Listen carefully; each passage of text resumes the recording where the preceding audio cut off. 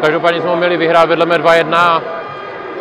86. tuším, byl prostě centr do 16 a já Milana Školu neviděl, on běžel asi za mnou a dostal jsem gól, který jde na můj vrub. Tak samozřejmě penaltu jsem chytnul, ale říkám škoda, že jsme nevyhráli a ten zápas, je tam ta kaňka, ten druhý gól. No, to si myslím, že jsem vyřešil jak kdyby dobře, ale uklouzl jsem a naštěstí to z toho branka nebyla, ale myslím si, že to ani jak kdyby faul nebyl, no, že jsem odehrál první balon, potom si mě přepadl, nevím, zase mi dal žlutou kartu. Obrovský, protože říkám, dostali jsme góla z jednoduchého centru a ten zápas jsme měli zvládnout, no, já prostě říkám, beru to na sebe. Tak na konci samozřejmě trošku panuje zklamání z toho, protože ten zápas jsme rozhrali výborně.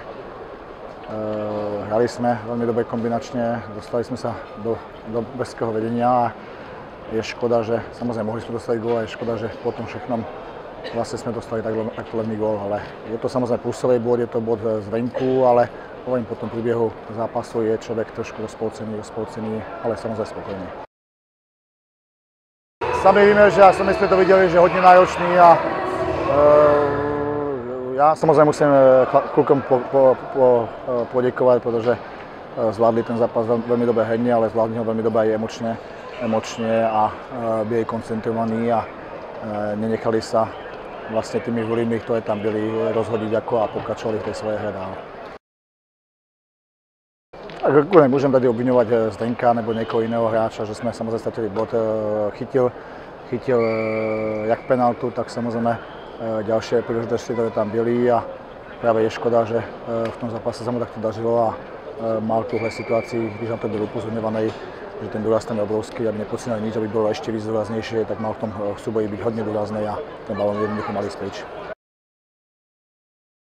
Tak je to situace, kterou samozřejmě Bob mal 30, takže se dostal na tam 3 křížky.